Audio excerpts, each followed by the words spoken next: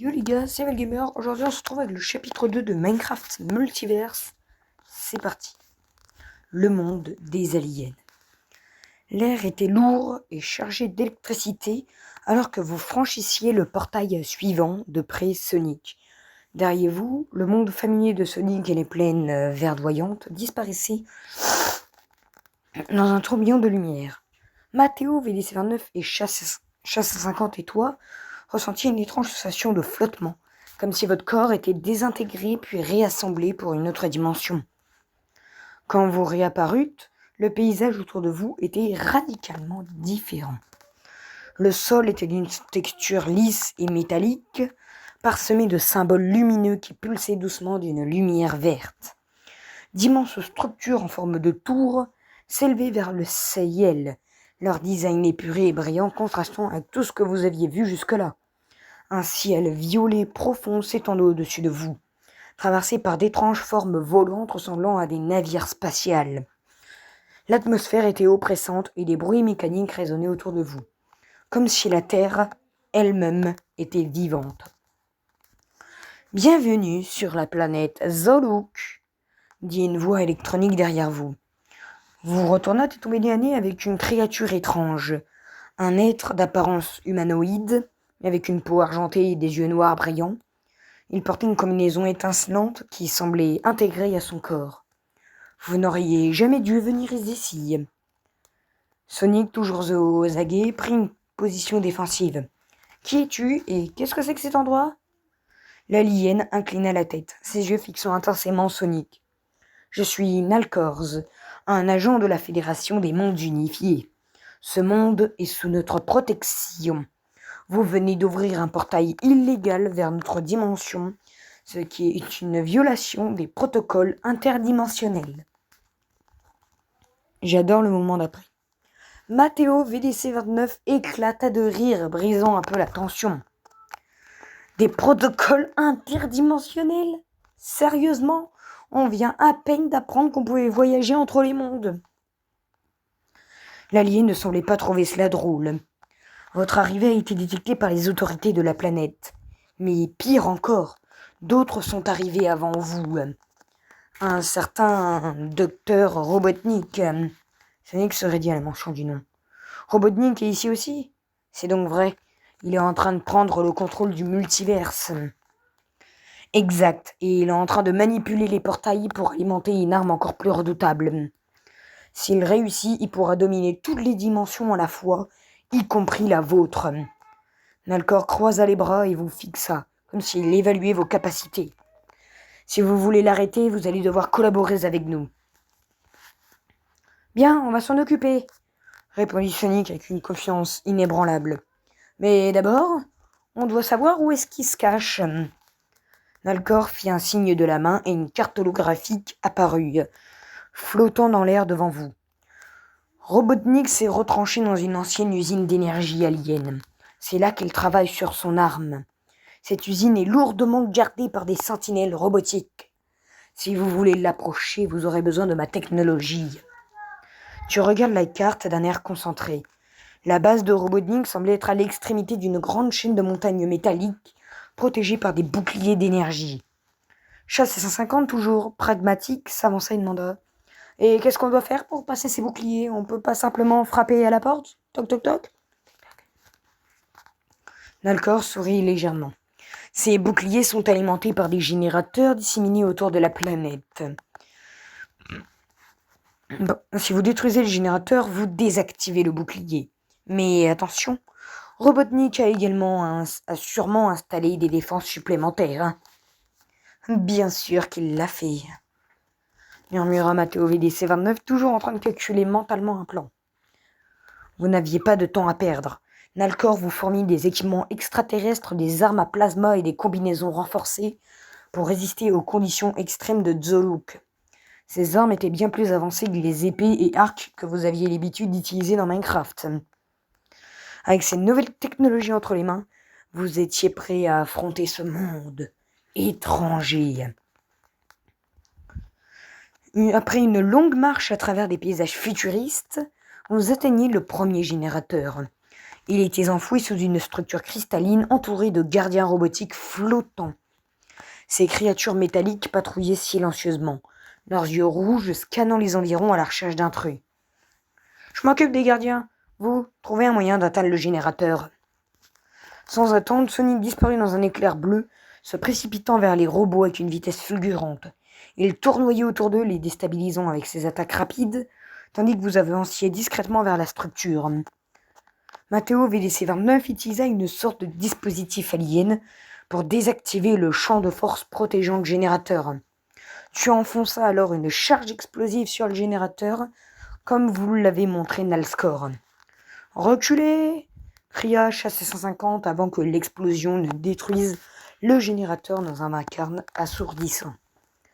Le champ de force qui entourait la base de Robotnik s'affaiblissait déjà, mais il restait encore plusieurs générateurs à désactiver avant de pouvoir l'atteindre. Vous étiez épuisé par la tension, mais l'idée d'arrêter Robotnik avant qu'il ne puisse faire du mal à vos mondes vous donnait la force de continuer. Alors que vous vous prépariez à avancer vers le prochain générateur, le ciel violet s'assombrit soudainement, et un immense vaisseau beaucoup plus grand que ceux que vous aviez vus jusque-là apparut au-dessus de vous. Une voix résonna dans l'air, froide et impitoyable. « Cela suffit. Vous ne perturberez pas mes plans beaucoup plus longtemps. Hein. » C'était Robotnik, et il était prêt à faire tout ce qui était nécessaire pour vous arrêter. Une nouvelle vague de robots descendit du vaisseau, entourant la zone où vous vous trouviez. Sonic se tenait prêt à combattre, ses poings serrés, ses yeux brillants de détermination. Il va falloir courir plus vite que jamais si on va en sortir vivant. Matteo VDC-29 sortit son arme à plasma, prêt à ouvrir le feu, tandis que HC-150 se préparait à défendre vos arrières. Tu serrais les dents, sachant que cette bataille ne serait que le début de quelque chose de bien plus grand. Le multiverse entier était en jeu, et vous étiez les seuls à pouvoir l'empêcher de tomber sous le contrôle de Robotnik. Fin du chapitre 2. Et est-ce que j'ai envie de créer un chapitre 3 et de vous le présenter dans cette vidéo? Bien sûr que oui. Allez, on se retrouve au chapitre 3. Et oui, parce que nous avons également du coup le chapitre 3, le colosse alien et le retour à Mobius. Le vent chargé d'électricité soufflait à travers les plaines métalliques de Zoluk, créant un sifflement aigu qui résonnait entre les tours cristallines. L'immense vaisseau de Robotnik flottait au-dessus de vous, projetant une ombre sinistre sur le sol. Des robots sentinelles descendaient en formation, prêts à en découdre, mais soudain, tout s'arrêta. Le sol trembla sous vos pieds, et un bruit sourd se fit entendre à l'horizon. Lentement, une silhouette colossale émergea derrière l'une des structures métalliques, l'alien gigantesque. Un être d'environ 50 mètres de haut marchait vers vous avec des pas lourds. Sa peau luisait d'une couleur argentée, ses yeux d'un bleu luminescent fixaient la scène. Il ressemblait à un être humanoïde, mais ses bras étaient trop longs, ses jambes trop puissantes. Et chaque pas qu'il faisait provoquait une onde de choc qui secouait le sol. Nalcor reste en arrière pour observer les événements, parler à travers votre communicateur. C'est un titan de Zoluk. Robotnik a trouvé un moyen de les contrôler. Si vous ne le neutralisez pas, il détruira la base entière avant même que vous puissiez atteindre ce portail. On a déjà vu pire, répondit Sonic, les yeux plissés par la concentration. Pas vrai, les gars? Tu lanças un regard rapide à Matteo VDC-29 et HC-150. Malgré l'ampleur de la situation, ils étaient prêts. Vous aviez survécu au pire défi en Minecraft, mais ici, dans ce monde étrange, tout prenait une autre dimension. Très bien, les gars, voici le plan, annonça-tu. Matteo VDC-29, tu utilises les armes à plasma pour viser les points faibles de ses jambes. Et HC-150, tu couvres nos arrières avec le bouclier alien. Sonic et moi, on l'attaque de front pour attirer son attention. J'adore quand t'as des plans aussi fous, répliqua Matteo VDC-29 en hochant la tête. Sonic se met en position pour foncer. On va voir si ce géant est aussi rapide qu'il en a l'air. Le titan poussa un rugissement assourdissant, levant son bras gigantesque pour vous écraser. Sans attendre, Sonic fonça à toute vitesse. Il ne traînait plus derrière lui. Il courait autour de la créature à une vitesse incroyable, l'étourdissant avec ses attaques rapides. Pendant ce temps, Matteo VDC-29 vise avec précision les articulations des jambes du titan avec son fusil à plasma. Chaque tir faisait vaciller la créature, la ralentissant un peu plus à chaque fois.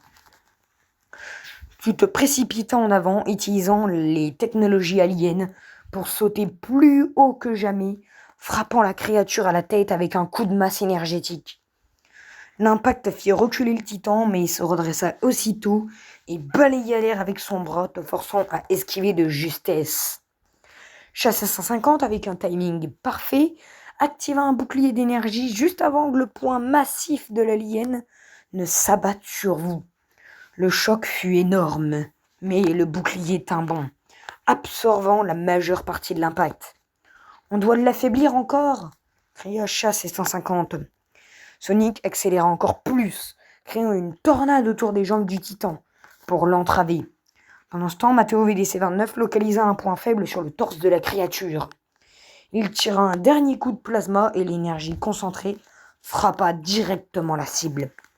Le titan tituba, poussant un hurlement déchirant. Ses mouvements ralentirent et il tomba lourdement sur un genou. Tu vis alors ta chance.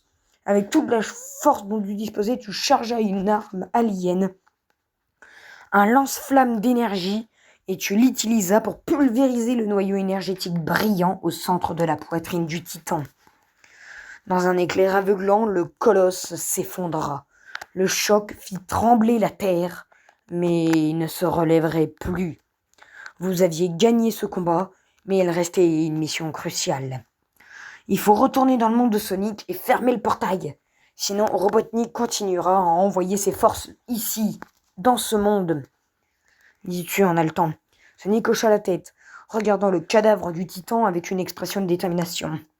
Il est temps de finir ça. Robotnik n'a plus aucune chance sur ce monde. Après avoir désactivé le dernier générateur, le bouclier autour de la base de Robotnik s'effondra. Vous entreâtes rapidement dans la base où un portail flottait au centre d'une salle métallique crépitant d'énergie. Il s'agissait du portail interdimensionnel reliant le monde alien à celui de Sonic. Si vous pouviez le détruire, Robotnik serait coupé de cette dimension, ne pouvant plus utiliser les titans de Zoluk. Matteo, VDC-29 et Chassé 150 préparaient les explosifs. Sonic et moi, on va couvrir la zone, ordonna-tu. Matteo, VDC-29 prépara les charges, plaçant des explosifs sur les piliers alimentant le portail. Pendant ce temps, Sonic repoussait les derniers robots envoyés par Robotnik. Ils arrivaient en vagues incessantes, mais aucun d'eux n'était assez stupide pour attraper le hérisson bleu. Tu utilisas tes dernières ressources pour tirer sur les sentinelles restantes, espérant gagner du temps. « Les charges sont prêtes, on doit sortir d'ici avant qu'elles n'explosent !» cria Matteo VDC-29. « Allez, on file !» hurla Sonic. Vous vous précipitâtes alors hors de la salle, dévalant les couleurs métalliques de la base, juste avant que l'explosion ne secoue tout le complexe. Une lumière intense envahit l'endroit et le portail s'effondra dans une cascade d'énergie, se refermant sur lui-même. Le monde alien était désormais hors de portée de Robotnik.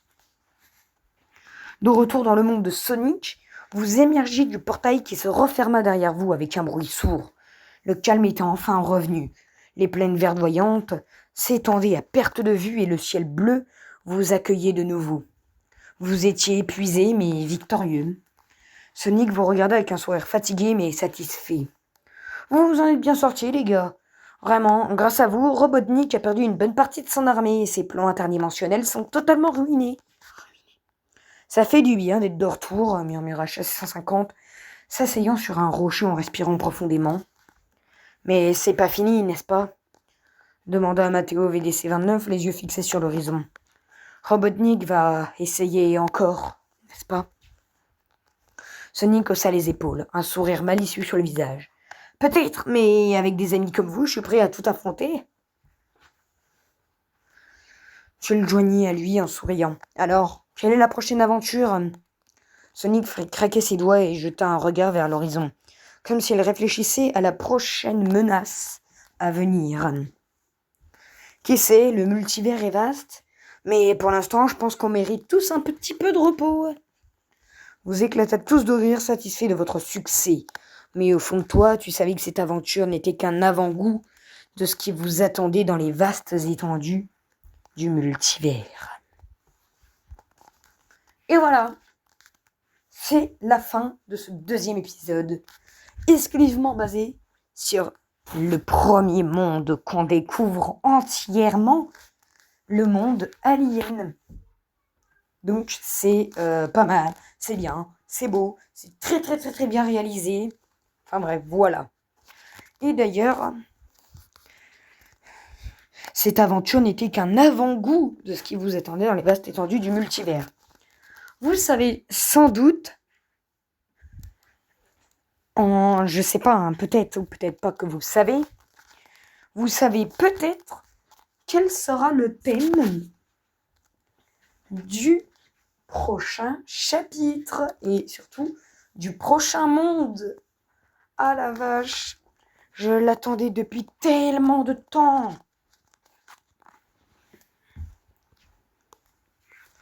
Un avant-goût avec des trucs bien évidemment qui viennent de films mais qui existent à cette fois-ci. Et par conséquent des animaux. Et des animaux qui existent toujours. Donc du coup, voilà, on va s'arrêter là pour ce deuxième épisode de Minecraft Multiverse. Donc du coup, on a vu le monde alien et le combat final contre le colosse alien et la destruction du portail. Et par contre, vous verrez qu'après, on ira directement dans un lieu qui aura l'air beaucoup plus urbain, beaucoup plus habité par des humains que par des extraterrestres. Enfin bref, voilà. Vous en apprendrez beaucoup plus dans le prochain épisode. Allez, ciao. Vous aurez aussi un épisode de SCP, puisque j'ai sorti le SCP-6000